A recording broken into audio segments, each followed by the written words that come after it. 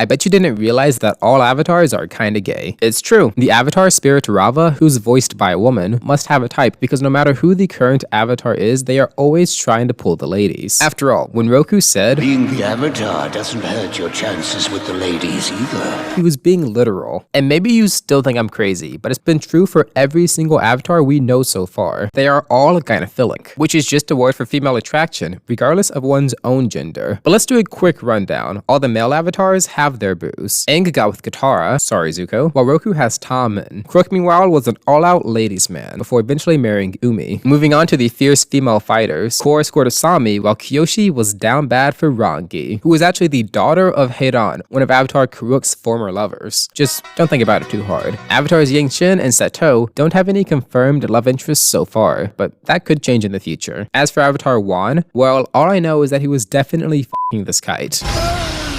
But anyway. Scaling Sun Wukong. Let's go.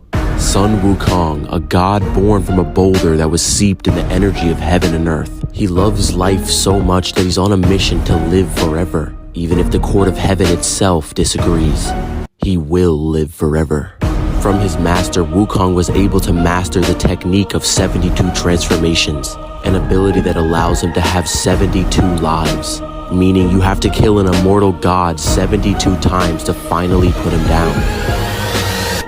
But Sun Wukong isn't just stopping at one level of immortality. He eats fruit called heaven peaches, and each one of these peaches grant another layer of immortality. Wukong could have just stopped at one heaven peach, but he ate the entire tree. Sun Wukong's so obsessed with life that he literally takes his name out of the Book of Death. Sun Wukong finally becoming the immortal god, multiple layers of immortality, but he's not done yet. Sun Wukong on his journey to the west finally reaches Nirvana, and this is where it gets good. Nirvana is a way of existence that transcends all concepts and limitations, because in a state of Nirvana they are nothing but obstacles. But Sun Wukong took it one more step further.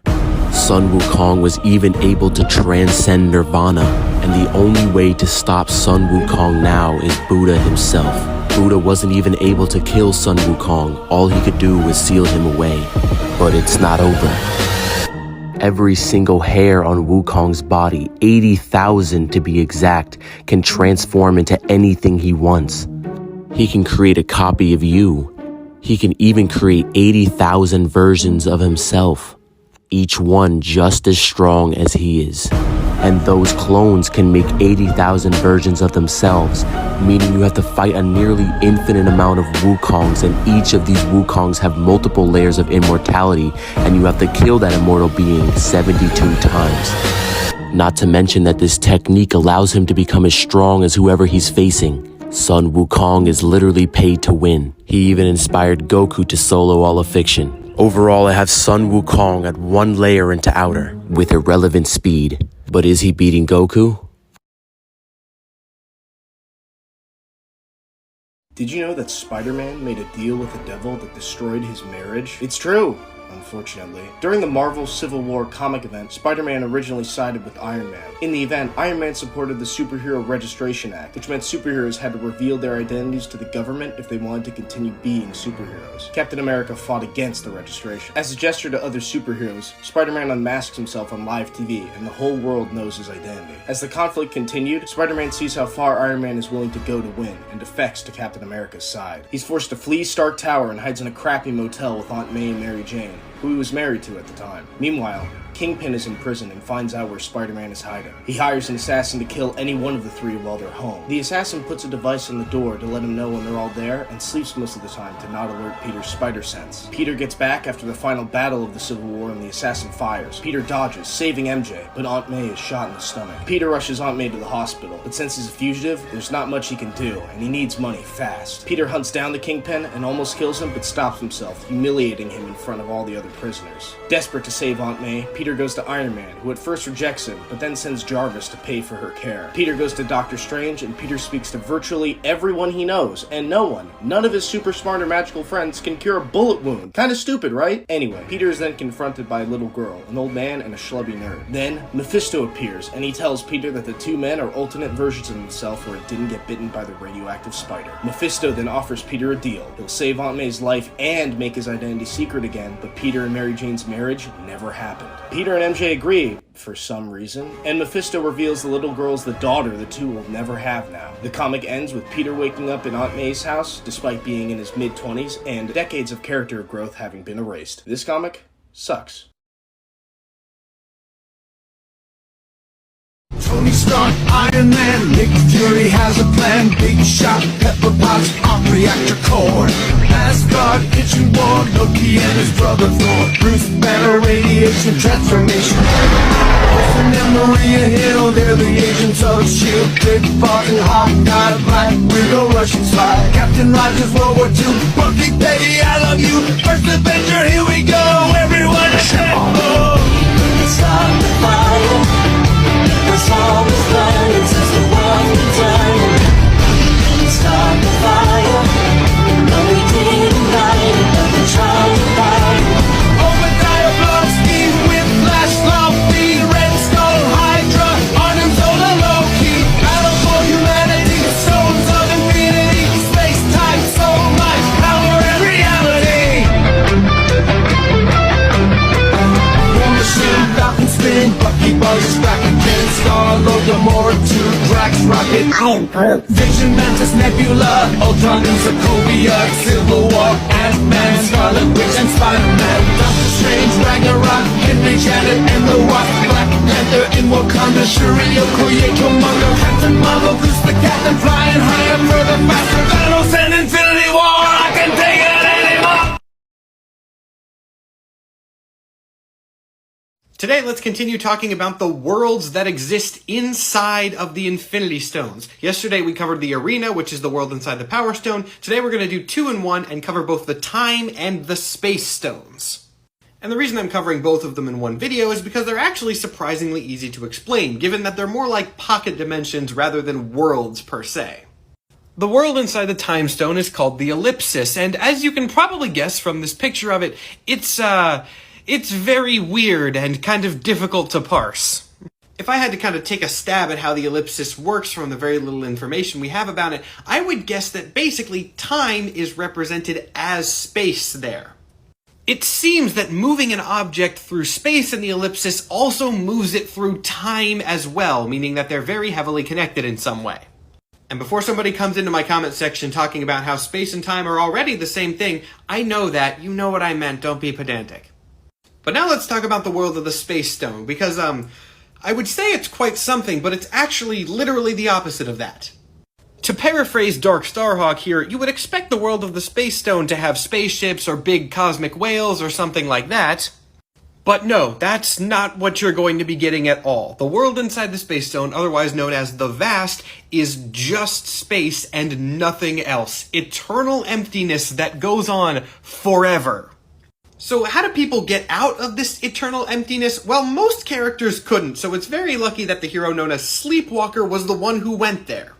See, Sleepwalker has the ability to warp reality where he can see. Anything within his field of vision can be changed. And in the Vast, there is quite literally nothing at all that can block his field of vision, meaning that his power is super amplified here.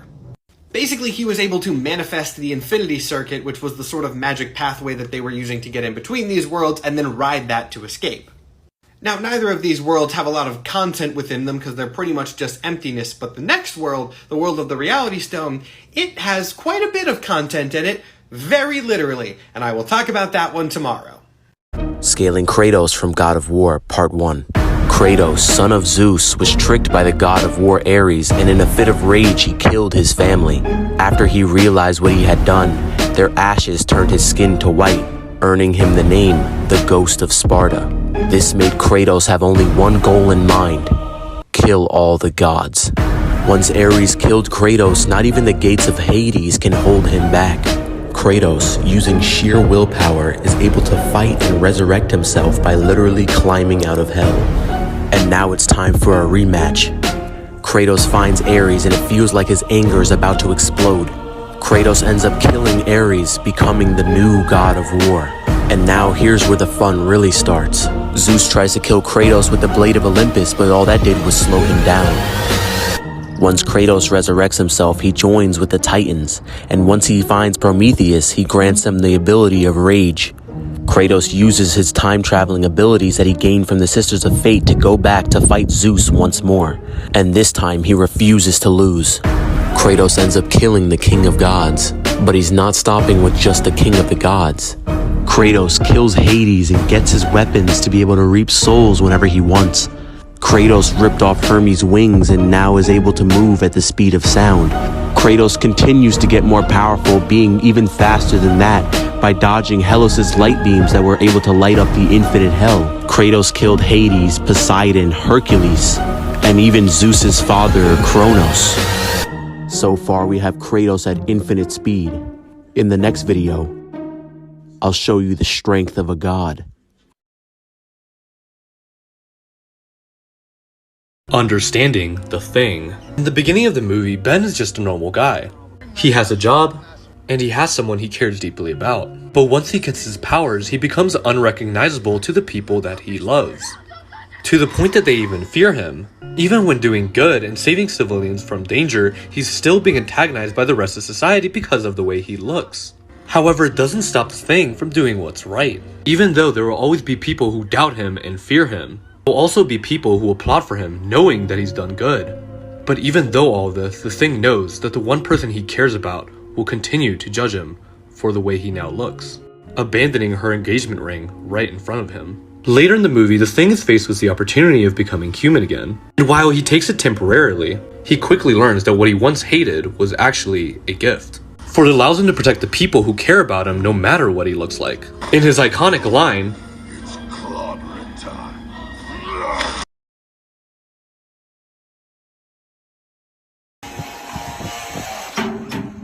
That's how you get in through the back? Come on, that's pretty sick, right? All right, we hop inside. Now, this is a completely electric vehicle. It does have a diesel power generator to regenerate the batteries. And it's completely bulletproof, as you can tell by the thickness of these doors. Right, if we go inside, what you'll see is you have these jump seats that are attached to the roof. They're not touching the floor at all. This is to absorb any impact, like explosives, that comes from the bottom. These fold downwards. And there you go, easy as that. All right, if we go to the front, what you'll notice is that you have these like kind of race seats, which is kind of strange. I mean, this thing can go up to 140 kilometers an hour with carbon fiber.